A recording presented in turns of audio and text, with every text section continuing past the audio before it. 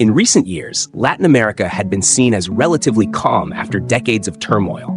But that calm did not last long. Tensions are once again rising, fueled by bold moves from Washington. The large-scale U.S. military presence just off the coast of Venezuela has made the regional security picture far more complicated and risky. At the center of the situation, the deployment of 3 guided missile destroyers, USS Reveille, USS Jason Dunham, and USS Sapan. According to Reuters sources, these ships will appear off the Venezuelan coast within the next couple of days. This is not just a routine patrol. It is part of a broader campaign to hunt down Latin American drug cartels that Washington now brands as a direct threat. The operation comes as President Donald Trump ramps up the use of military force in his declared war on narcotics, groups the U.S. has officially designated as terrorists. Militarizing the drug war, already a decades-long controversy, has now been raised to a new level, bringing the region closer to the risk of direct confrontation. The most forceful response so far has come from Colombian President Gustavo Petro.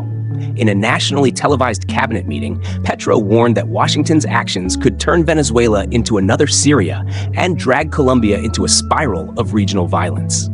He condemned the U.S. deployment in the Caribbean as a serious mistake, saying any intervention would only empower smugglers and criminal groups, bringing wealth to death, not to life. Colombia has reason to worry. It shares a long border with Venezuela and has already absorbed waves of refugees fleeing economic collapse. A U.S. military intervention, Petro warned, would almost certainly push Colombia onto the front lines of the fallout. Military sources confirm that the 3 destroyers will spearhead the mission. About 4,000 sailors and Marines are being deployed, along with P-8 surveillance aircraft, additional warships, and at least 1 attack submarine. The campaign is expected to last for months, taking place in international air and sea space. U.S. officials say the Navy's role will go beyond intelligence and surveillance, serving as a launchpad for targeted strikes if ordered. The Trump administration has made its stance clear. All resources will be used to stop drugs from reaching U.S. shores. Washington openly labels Venezuelan President Nicolás Maduro's government as a narco-terrorist gang, even offering a $50 million reward for his capture.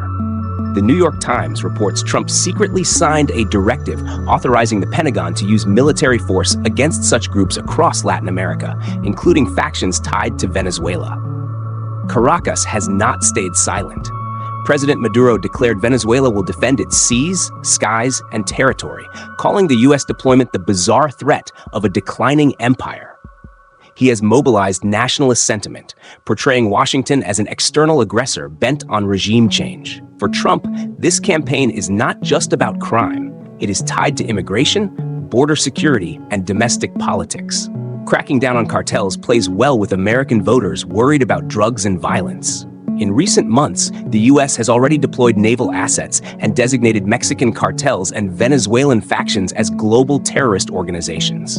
In response, Maduro escalated further, announcing plans to mobilize more than 4.5 million militia members across Venezuela. With the country's population at around 30 million, this militia force, founded by the late Hugo Chavez, has become both a military and political instrument to secure Maduro's rule. The international community is watching closely. UN Secretary General Antonio Guterres has urged both Washington and Caracas to step back, warning that even a small incident could spiral into uncontrollable escalation. History weighs heavily here. Latin America has suffered from foreign military interventions before. Nicaragua in the 1980s, Panama in 1989, each leaving scars and weakening trust in Washington's role.